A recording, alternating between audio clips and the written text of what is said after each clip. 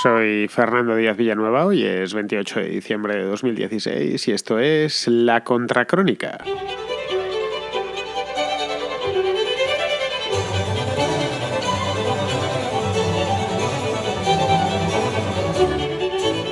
El último pelotazo informativo del año viene directo de la Argentina. Ya sabemos que los argentinos a veces llegan tarde, pero que cuando llegan lo hacen con todo, en este caso con todo, todísimo.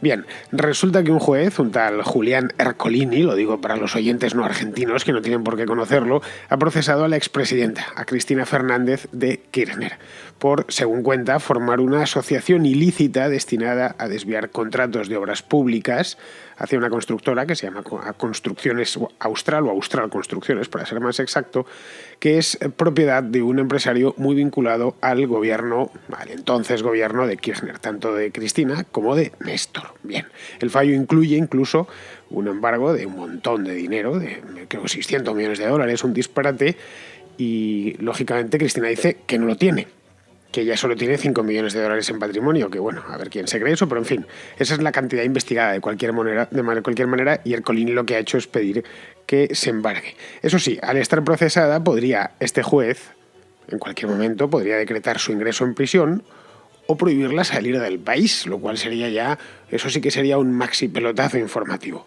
Yo no sé si se llegará tanto, no tengo ni idea, pero esta es la segunda vez que procesan a esta mujer en el último año. Con razón, no quería dejar el poder.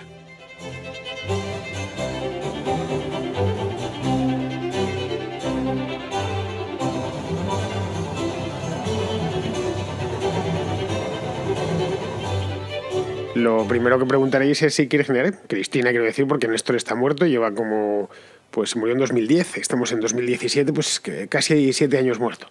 Bien, lo primero que preguntaréis es si Kirchner, la expresidenta, ha dicho algo al respecto después de que la hayan encausado por un delito grave, como es un delito de corrupción abierto. Es decir, te lo has estado llevando crudo, bonita, durante todo este tiempo, y no solo eso, sino que montaste, según se extrae de la investigación y del auto del juez, te lo has estado montando muy bien, ¿no? Has montado una banda cuya finalidad única era delinquir con el dinero del contribuyente, ¿se entiende? Pues sí, ha dicho algo. No penséis que ha escrito un artículo en un periódico afín a su causa, ni ha dado una rueda de prensa que hubiera sido pues lo propio. No, lo ha hecho por Twitter. Ha dicho que la esposa de Ercolini es una vocera del Ministerio de Justicia. Vocera, bueno, en Argentina viene a ser algo así como lo que nosotros en España llamamos portavoz. Bueno, pues que la mujer de la esposa de este hombre, del juez, de Julián Ercolini, pues es vocera, como si eso fuese ilegal o tuviese algo de malo. Bueno, entiendo que Ercolini pues está casado con su mujer al margen de lo que la mujer trabaje. Eso por un lado.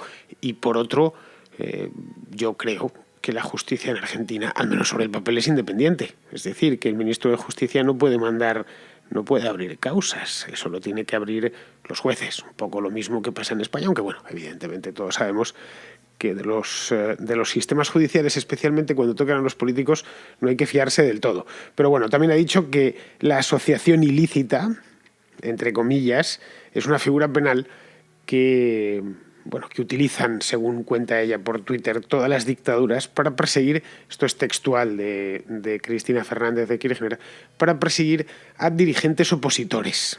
Bueno, ella no es un dirigente opositor cualquiera, ni por supuesto Argentina hoy es una dictadura. Así que no sé a qué venía esta declaración, diciendo, bueno, yo realmente soy una opositora a una dictadura tremenda.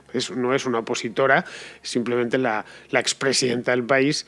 Y lo de Macri no es una dictadura, es decir, es exactamente el mismo sistema en el que ella fue presidenta hasta hace poco más de un año. Simplemente, la República Argentina no ha cambiado, ni ha habido un golpe de Estado de por medio, ni nada.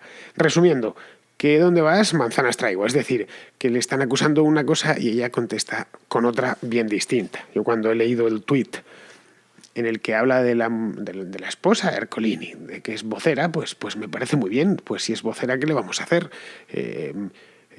Si tienes alguna prueba de que por el hecho de ser vocera ha influido en el auto en el que se te procesa, pues demuéstralo, sácalo en Twitter o donde quieras. Ve a la televisión, que te van a poner una cámara delante seguro porque eres la expresidenta, y lo dices, mira, tengo aquí pruebas Luego eso ya se verá si son ciertas o no. Pero tengo pruebas que demuestran que la mujer de Ercolini está metida en todo este gatuperio. No, se limitaba a decirlo y a dejarlo caer. Aquí, claro, al ver todo esto, a mí me dan ganas de dirigirme a ella en persona y decirle, a ver, Cristina hermosa, que si te acusan de algo, como es el caso, y te acusa un juez, no te está acusando un periodista, ni un diputado de otro partido, ni nada por el estilo. Si te acusa de algún juez, pues defiéndete, caramba, niégalo, cállate si quieres, o yo me reservo y hablaré exclusivamente, o hablarán mis abogados de esto cuando me toque ir a prestar declaración. Es como yo personalmente me defendería si estuviese ante una semejante. Lo que no haría es remover el fango, que es básicamente lo que esta mujer vino a hacer allí, lo que vino a hacer ayer. Es decir, esto es, me están acusando de esto, pero la culpa es de la mujer de Ercolini, o esto es lo que utilizaban las dictaduras. Es decir, pura distracción, ¿no? Claro, no se puede echar la culpa al empedrado por no saber bailar, que es básicamente lo que estaba haciendo ayer Cristina Fernández de Kirchner. Ni más ni menos, simplemente eso. Es decir, me han pillado, o parece ser que este caso viene de muy lejos, viene del año 2008, es decir, ya se denunció en su momento, se denunció cuando estaba todavía Néstor Kirchner vivo, y ha pasado, ha dormitado en los juzgados mucho tiempo. Ella también lo decía, es que esto lleva 8 años. Bueno, que lleve 8 años no significa que no sea verdad lo que estén diciendo. Lo suyo es que si lleva 8 años ya es mucho tiempo, ya es hora de que mejor que hacerlo a los 8 años que no hacerlo a los 16 o a los 30 cuando ya haya prescrito y entonces sea materia para los historiadores y no para los periodistas. Pero bueno, de lo que Ercolini acusa exactamente, lo digo para cualquier argentino está informado de esta historia desde ayer, pero vamos, no tanto así españoles, mexicanos y los que estamos fuera de la Argentina. De lo que Ercolini acusa a Kirchner, bueno, y a varios miembros de su gobierno, del que fue su gobierno, es de montar un mecanismo que permitía nombrar funcionarios, es decir, poner a las personas clave para adjudicar a esta empresa, Austral Construcciones, las obras públicas de Santa Cruz. Santa Cruz es una provincia que hay al sur de Argentina, en la Patagonia. De hecho, es la última, no es la última provincia antes de la Antártida, la última es Tierra del Fuego. Bueno, pues antes no sé si tenéis el mapa argentino en la cabeza, justo el cono sur, la parte más cónica, el cono sur, pues ahí hay una última provincia antes del Estrecho de Magallanes, pues esa provincia es la de Santa Cruz, que es la provincia originaria del propio Kirchner. Bueno, estas adjudicaciones, es decir, este mecanismo tenía como finalidad adjudicar a dedo, simplemente sin control de ningún tipo. Claro, Cristina en esto no es la única, esto no se puede hacer solo, a pesar de que llegó a tener un poder considerable. En Argentina todavía quedan resquicios de cierto Estado de Derecho y hasta estos robos hay que hacerlos con cierto estilo. Es decir, hasta para montarse una trama de estas características, pues tienes que saber hacerlo y que todo, al menos, desde lejos, parezca legal. No ha sido la única. Ercolini también ha procesado al que fue su ministro de Planificación, un tal Julio De Vido, al número 2 de este ministro, al dueño austral, que se llama Lázaro Báez, hay de hecho todo un caso de investigación en Argentina sobre este hombre, y a un primo de Néstor Kirchner, que se llama Carlos Santiago Kirchner. Bien, como se ve, es un entramado delictivo en toda regla. Y si no lo es, lo parece bastante. Están todos los elementos debidamente bien situados. Y de ahí la investigación, de ahí la acusación primero, que se hizo desde la oposición en su momento, ya digo, en el año 2008, sí, en 2008 creo que fue una diputada que se llamaba Elsa Carrió. Bueno, pues esto viene de muy antiguo, con Néstor Kirchner todavía con vida. Se ha ido, fue languideciendo en el juzgado hasta que al final ha salido. La cuestión es que el juez ha detectado que cada uno de los encausados, y ahí está la trama, ocupaba un puesto dentro de la organización, del mecanismo, como si fuera una banda, una banda que todos conocían más o menos de qué iba la cosa. Esto no significa que se conociesen entre ellos ni que tuviesen relación entre ellos, un poco como funciona la mafia. Los mafiosos, no todos los miembros de la mafia saben lo que de una hermandad de la mafia sabe, una familia sabe lo que está haciendo el otro, pero todos saben que están metidos en la misma historia y que el objetivo es común, simplemente. Entonces, el planteamiento que ha puesto Ercolini es eso. Lo he dicho, bueno, vamos a investigar esto y entonces tengo causas fundadas, o sospechas fundadas, mejor dicho, para, sospechar que la expresidenta está metida en este tema. Lo cierto es que esta historia, no sé, no tiene nada de raro. Si lo miramos, nos puede sorprender mucho, caray, tal, fíjate. Yo creo que esto es de primer curso de corrupción política. No en Argentina, sino en cualquier otro país. Vamos, según os lo he contado, probablemente habréis hecho memoria y os habrán salido casos parecidos en España o en cualquiera de los países donde estéis. Yo creo que historias de estas se repiten de manera machacona en cualquier sitio. Obra pública, políticos, empresarios interesados, en fin, todos los elementos necesarios. Un político con poder de adjudicar obra pública, que puede ser desde un presidente, un alcalde, un gobernador provincial, alguien que tenga capacidad para adjudicar obra pública, un empresario amigo, que es el que recibe la adjudicación, los posibilitadores de esa operación, que son pues, los funcionarios adictos, los cargos políticos intermedios, etcétera. El empresario gana el concurso, obviamente, se le adjudica a dedo automáticamente y remunera a sus conseguidores. Supongo que de un modo, y normalmente es de un modo piramidal. El político de más alto cargo es el que mejor mordida se lleva y el de menos alto cargo pues sale de ahí con calderilla. Pero a nadie le amarga un dulce, simplemente. Es decir, como veis es una cosa como, caray, es, por decirlo de una manera breve, es tan normal que asusta.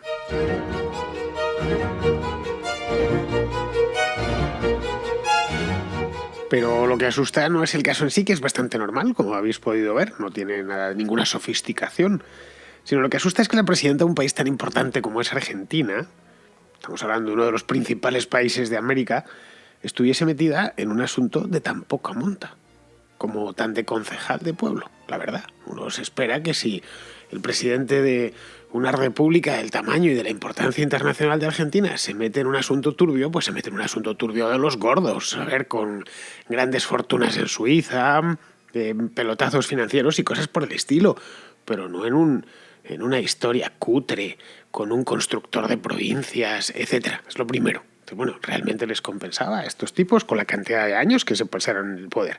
Porque a lo tonto el kirchnerismo pues va de 2003 hasta el año 2015. Es decir, son 12 años de un régimen bicéfalo, cierto es, bicéfalo porque una de las cabezas se muda para el otro barrio a mitad de partido en el año 2010, pero un régimen completo. El kirchnerismo puede ser tratado como una unidad y llegaron a acumular muchísimo poder. Porque lo fascinante de esta historia, sinceramente lo digo, es lo asquerosamente vulgar que es. Es decir, simples adjudicaciones de obras viales a un empresario, el tal Lázaro Báez, que hasta la llegada al poder, la República, al poder nacional, quiero decir, de Néstor Kirchner, era un muerto de hambre. He estado mirando y he estado leyendo sobre el tema y sobre la historia de... Me llamó ayer mucho la atención y anduve buceando por la prensa argentina, buscando reportajes y artículos y me los bebí todos. Pues resulta que este hombre era... a ver si me explico. Tenía lo básico, lo que tiene la clase media argentina. Pues una casita, un cochecito, un auto, que dicen en Argentina. Y pare usted de contar, no mucho más. Un tipo normal y corriente. Y de pronto, pues, pasa a convertirse en un millonario. En muy poco tiempo. Coincidiendo además con la llegada al poder de los Kirchner. Y es ¿y qué cambia entre medias? No sé, lo mismo. Pues había montado una startup ahí en Santa Cruz y había empezado, no sé, quizá construía 4 veces por debajo del precio de la competencia. El problema es que eso es difícil en construcción porque el cemento vale lo mismo o parecido para todos. Y cuanto más grande eres, de hecho, más barato te pueden salir esas cosas. Siendo pequeño... Es un sector de la producción difícil de competir y desde luego difícil de hacerte millonario con él, que se lo pregunten a cualquiera de estos que tiene una empresita de reformas de fachadas y estas cosas. Pues la diferencia estaba en que Lázaro Báez era amigo del propio Néstor, que era de esa provincia, como ya he dicho antes. De hecho, fue gobernador de esa provincia durante un buen puñado de años. Pues a partir de ahí las cosas, ya las piezas todas empiezan a encajar a la perfección. Pues no sé, que a este tipo de business se entregue el gobernador de una provincia, bien, bueno, está mal, es reprochable, obviamente, pero se puede llegar a entender. Dices, a eso se dedican los políticos provinciales y la política regional, es decir, roban en la medida de sus posibilidades, que suele ser una medida vulgar. correcto. No sé, caray, pero que el presidente de una república, y no de una república cualquiera, sino de una república como la Argentina, pues como mínimo choca. Lo que me lleva a concluir, es decir, ante mi estupefacción, esto me lleva a concluir que si los Kirchner se enmierdaron por tan poco en Santa Cruz, ¿qué no harían en Buenos Aires con asuntos de mayor envergadura? No sé, esta es una pregunta que creo que se están haciendo muchos en Argentina ahora mismo. Si realmente se bajan al fango por esto, chapotean en el barro por una mierda, porque estamos hablando de un trapicheo de carreteras y tal, que no habrán hecho o que no habrían hecho. Es una pregunta que se queda en el aire, evidentemente, en espera de nuevas investigaciones. Vamos, te da una idea más de la catadura moral de los tipos estos y tal, ¿no? Bien, la buena noticia, yo creo, porque en esto, claro, hay buena noticia, hemos recibido una muy mala y es que nuestras sospechas eran ciertas, pero la buena noticia es que al menos por esta vez parece que no va a haber impunidad, que es, sinceramente, el gran problema de todas estas corruptelas que al final quedan impunes y entonces el ciclo de la corrupción se retroalimenta. Es, al último que pasó por aquí, por este sillón, no le pasó nada. Pudo robar a manos llenas y no le pasó nada. Porque al final una mano tapa la otra, los jueces a fin de cuentas dependen de ti. Por lo que sea no pasa nada. Luego, ¿cuál es el coste en el que voy a incurrir si yo hago lo mismo o algo muy parecido? Ya sea de baja estofa, como es el caso de Lázaro Báez y sus trapicheos en la provincia de Santa Cruz, o de alta estofa. Sí, al final, en el crimen, uno de los mejores índices para medirlo es el nivel de impunidad que hay en cualquier país. Y no olvidemos que la corrupción no deja de ser un tipo de crimen. Pero bueno, ahora con la investigación, esta que está en curso, espero que Ercolini la culmine, pues se podrá saber hasta dónde llega la madriguera del conejo. Lo cual no es ninguna tontería. A mí, desde luego, aunque sea solo por pura curiosidad, me interesa. Y entiendo que a los argentinos les interesa mucho más porque esencialmente han estado tirando de su dinero, de sus impuestos. Y Argentina es de los países de América, desde luego América del Sur, probablemente es el país donde impuestos más altos se paguen. Una cosa tremenda lo de Argentina con los impuestos. Cuando te lo cuenta un argentino, te lo crees. Bueno, no hay más que ir a Buenos Aires y ver que es tan caro como Barcelona. Pues bueno, realmente, si la renta media de los bonaerenses es menor, bueno, pues sí, es extraordinariamente caro y en gran parte se debe, bueno, a las mil y una problemas que pusieron los Kirchner para importar cosas, que intentaron cerrar todo lo posible aquel mercado, y en parte a los impuestos que son altísimos. Es decir, así que para los argentinos no les viene nada mal.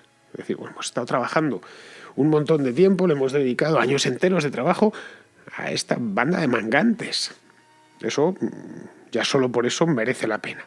Pero bueno, se podrá saber, por ejemplo, pueden saber muchas cosas, pues algunas, pues se podrá saber si Lázaro Báez no era más que un simple testaferro de los Kirchner, que es algo que se empieza a barajar en Argentina. Es bueno, este es un hombre de paja que estaba ahí, que aparece en todos los sumarios y está en todos los papeles, pero realmente, bueno, poco más que ponía su nombre. Y se llevaba su parte, obviamente. Es decir, traduciendo, lo que Austral Construcciones es en realidad de la propia Cristina Fernández de Kirchner. Es una empresa suya, es decir, que se desviaba dinero a ella misma, se adjudicaba a ella misma y colocaba un testaferro. Y esto podría ser solo el principio, ojo, que lo de si Báez es o no es un testaferro abriría la puerta a muchísimas más buenas historias. ¿Sí? Podría desvelarse, no lo sé, lo dejo lo mismo en el aire, podría desvelarse la conexión venezolana, que es algo de lo que se habla desde hace muchos años, y el tráfico de maletines entre Caracas y Buenos Aires durante años. Un tráfico pues cuantificado en muchos millones de dólares, es decir, que iba continuamente de Venezuela, siempre en ese sentido de Venezuela a Argentina, en aviones, por tierra, para luego ser enterrado, literalmente enterrado, es decir, metido bajo tierra con palas y tal, en fincas de la familia Kirchner. Es decir, sí, como lo de Pablo Escobar. No sé si habéis visto la serie Narcos, y bueno, y si no lo habéis visto, pues habréis visto el patrón del mal, o lo habréis leído por ahí. Tenía tanta plata que no sabía dónde meterla y terminó enterrándola. Tenía todo alrededor de Medellín, estaba lleno de dinero. Algún incluso se le terminó pudriendo. Pero pues algo similar. Que les iba llegando dinero y lo iban enterrando. Evidentemente no podían declararlo. ¿Quién mandaba en el país? Eso es lo que se cuenta y podéis buscar un montón de información por Internet desde hace muchísimo tiempo. Si es así, pues no estaría de más saber de dónde venía ese dinero. No lo sé, quizá el narcotráfico, como apuntan algunas fuentes. En fin, yo personalmente me alegro de que empiece a ponerse luz sobre uno de los periodos de la historia argentina los que más se ha robado, que ha sido estos 12 años del kirchnerismo. Y además empieza a poner luz de manera seria, sin apasionamientos, con la justicia por delante, sin poner nada y sin tirarse nada a la cara. Simplemente esto es así, pues lo llevaremos hasta sus últimas consecuencias. Básicamente porque los que han entrado nuevos,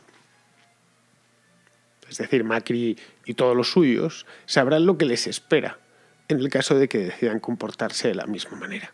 Y no solo ellos, sino los que están, los gobernadores provinciales. A mí los argentinos siempre me han dicho que las provincias esencialmente son el foco principal de corrupción. Desde siempre, además, que no es una cosa de ahora. Bueno, pues empezaron a pensárselo, y que los jueces nos pueden meter en problemas. Que está Cristina Fernández de Kirchner en la prisión. Ya con eso ya es bastante. Yo, sinceramente, espero que la cosa, o que se empiecen a despejar un montón de incógnitas que se habían levantado durante los últimos años. Así que, lo único que me queda esperar, aparte de eso, es que, pues que toda esta cosa luego no quede en nada.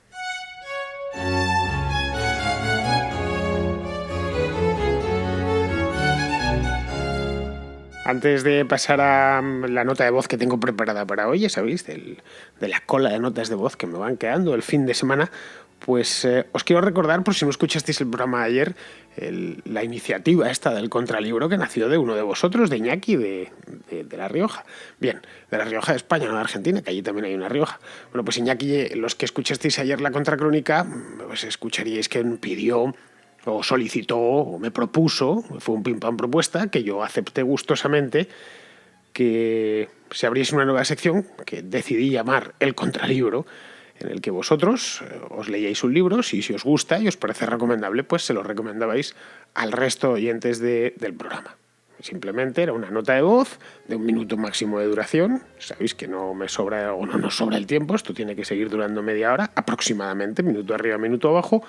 Y aquí no hay problema de publicidad, como habéis visto al final del programa, que es lo que pasa en la radio, que es que te sonan los pitos y te sacan de emisión. Yo aquí me puedo permitir el lujo de algunos días hacer un programa de 35 minutos o hacerlo de 26.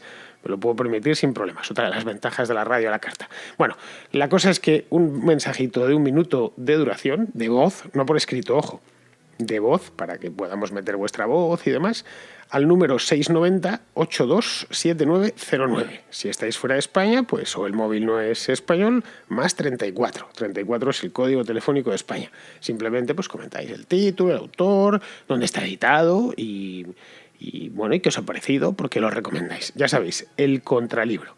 Y bien, dicho esto, pasamos a la nota de voz del día, que no es del contralibro, sino de otro asunto.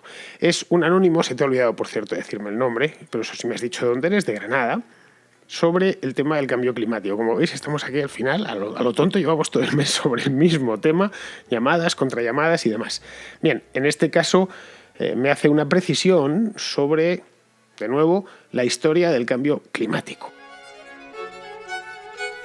Para la gente que es de ciencia y que ha estudiado ciencia, o sea, ir en contra del cambio climático, que yo soy liberal, si por mí, ojalá no existiera el cambio climático, ¿no? Y no fuese un problema de externalidades gordo, pero la cosa es que está ahí y hay gente que es muy liberal, como Paco Capella, que es que lo reconocen, que es que el problema está ahí, pero es físico, por muy liberal que sea, es físico, y entonces sabe que eso es algo real y que existe.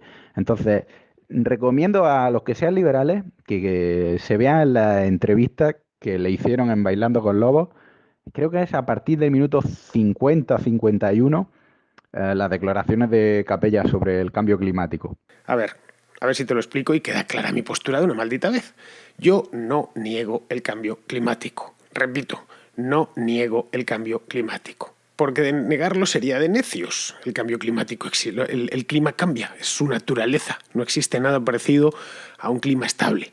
El clima cambia y viene cambiando desde siempre. Lo único que cambia en lapsos de tiempo muy largos. De ahí que no los percibamos en el curso de nuestra propia vida. Nos nacemos y nos morimos con un clima, si nos nacemos y nos morimos en el mismo sitio, con un clima igual o muy similar. Nada más. Es decir, mi bisabuelo nació en Madrid y desde el día que nació hasta que se murió, pues en Madrid hizo el mismo tiempo, que es, por cierto, muy parecido al que yo, que soy su bisnieto, tengo. Ya sabéis, los parámetros climáticos normales en Madrid, nada más. Lo mismo podéis hacer con un tipo que naciese en Bilbao, que naciese en Santiago de Chile o que naciese en Lima. Más o menos, en los últimos cientos de años no ha cambiado mucho. Por lo menos décadas no ha cambiado mucho, incluso me podría ir hasta los cientos de años. Es decir, el clima en Madrid hace siglo y medio era muy parecido al de ahora, algo más frío, es cierto, pero si nos vamos a hace 1000 años era algo más cálido. Estábamos en pleno óptimo medieval, entonces era algo más cálido, y en Madrid, pues en toda Europa. Bien, así que no lo niego. Ni voy, como dices tú, en contra de él. Como ir en contra de eso. A ver, no, es que estoy en contra, el que no se puede, es como estar en contra del vulcanismo, o estar en contra de los terremotos. Pues es de ser un idiota, perdido. No sé, pues, bueno, pues vale, bien. Estoy contra el vulcanismo. No es cierto. Bueno, pues nada, oye, te pondré delante un volcán y lo verás. Pues en este caso, bueno, los volcanes son más fáciles de ver porque es que entran en erupción delante de tus narices.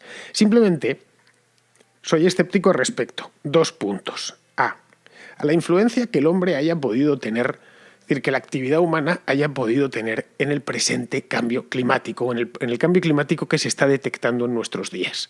Simplemente. ¿Por qué soy escéptico? Porque se han producido cambios climáticos también apreciables en otras épocas cuando no había hombres o había hombres que no quemaban gasolina, ni carbón, ni ningún tipo de combustibles fósiles. Y no me voy a la Edad Media o a la época del Imperio Romano, me voy a los años 40 del siglo pasado, donde el clima empezó a enfriarse un poco y a pesar de que se estaba quemando carbón a expuertas y se estaba quemando gasolina a expuertas. No quiero ni contaros la cantidad de gasolina que se quemó durante la Segunda Guerra Mundial, más toda la industrialización acelerada que vino después. En los años 50 y 60, pues a pesar de eso las temperaturas bajaron. Es decir, como mínimo soy escéptico. Creo que las series históricas son demasiado cortas. Os lo decía el otro día, creo que llevamos midiendo las temperaturas, es decir, tomándole el pulso al planeta desde hace muy poco tiempo. Si llevásemos en este cometido, no lo sé, 1000 años, pues tendríamos una serie histórica potente, considerable, pero más fiable. Pero no es el caso. Me dejabais uno de vosotros un comentario el otro día que la climatología histórica está avanzadísima. Sí, desde luego está más avanzada que hace un siglo, pero yo no te puedo decir qué temperatura media hizo en la Toscana en el año 1612, porque no puedo decírtelo ni yo, ni tú, ni nadie, porque no lo sabemos. Podemos imaginar que las condiciones climáticas generales, pero no las temperaturas, ¿no? Hubo una temperatura media de 14,6 grados centígrados, como si podemos saber la temperatura media de la Toscana, y digo de la Toscana como de Cataluña o del norte de Portugal en el año 2002, sin problemas. Bueno, y no solo de Cataluña, de un barrio de Barcelona. Entonces, eso es lo que quiero decir, que tengo cierto escepticismo sobre la influencia del hombre. Sería la parte A. La B. Soy escéptico también respecto a si es beneficioso o es perjudicial. Es decir, los calentamientos hasta ahora, por lo menos para nuestra especie, han sido muy beneficiosos. Ya lo dije el otro día, porque tira la frontera agrícola para el norte, porque pone más agua en circulación. Es decir, el agua, la cantidad de agua que hay en la Tierra es fija desde que se formó el planeta. Y o está retenida en los casquetes polares y en los glaciares de las montañas, o está circulando y cayendo sobre la Tierra. En unos lugares caerá más y en otros caerá menos, como sucede ahora. Hay desiertos y hay vergeles. En la propia España lo podemos ver. De Santiago de Compostela a Almería vamos de un lugar donde no para de llover a otro donde no llueve nunca. Dentro de la propia España, que tampoco es que sea un país especialmente grande. Y bueno, pues qué mal repartido está el clima. Es que el clima siempre está mal repartido. ¿Que va a empezar a llover más en Almería y menos en Santiago de Compostela? Bueno, pues en ese caso, bienaventurados los almerienses. Y los compostelanos pues tendrán que apañarse con un poco menos de agua y sé de unos cuantos que firmarían mañana. Porque no existe nada parecido al clima perfecto. Absolutamente nada. Pues por eso, de eso también soy escéptico. En sí, un calentamiento no va a resultar que al final es beneficioso y no es un horror como nos vienen vendiendo desde hace unos cuantos años. Y por último, la causa C por la que soy escéptico es que dudo que un fenómeno natural de esta envergadura se pueda revertir mediante la política. Simplemente, lo dudo, a no ser bueno. No lo sé, es que creo que no, creo que es imposible. Es que ni convirtiendo el mundo entero en Corea del Norte, que nos convertiría todos en esclavos, nos moriríamos de hambre y tal. Es decir, ni con esas merecería la pena. Aunque me garantizasen mañana que si nos ponemos a vivir como los norcoreanos, con eso conseguiríamos revertir o frenar por lo menos el calentamiento global, yo no sé si merecería la pena sacrificar a 7.500 millones de personas, solo para que la temperatura del mundo no ascienda a 1 grado o 2 grados. Así que esas son mis pegas con el calentamiento global tal y como se está presentando, pero vamos, no niego nada. Simplemente soy escéptico, creo que mi posición es de lo más razonable posible. No estoy negando nada, pero tampoco estoy afirmando y vendiendo esto como si fuera una religión o una secta muchas veces. Así que bueno, espero podéis seguir, por supuesto, mandando mensajes como este anónimo de Granada, que yo, si aportan algo, ya sea suscribiendo lo que digo, sacándole pegas o diciendo todo lo contrario, yo los voy a pasar por la contracrónica. Por eso descuidad. Yo no tengo absolutamente nada de sectario, os lo aseguro. Tengo mis ideas, que las expongo abiertamente y las razono y las argumento, pero me gusta continuamente enfrentarlas a las ideas contrarias. Siempre lo he hecho así y lo seguiré haciendo así. Pues muy bien, queridos amigos, creo que al final esto del cambio climático, como veis, da muchísimo de sí. Al final me he enrollado. Muy bien, pues con estas me despido de vosotros. Hasta mañana.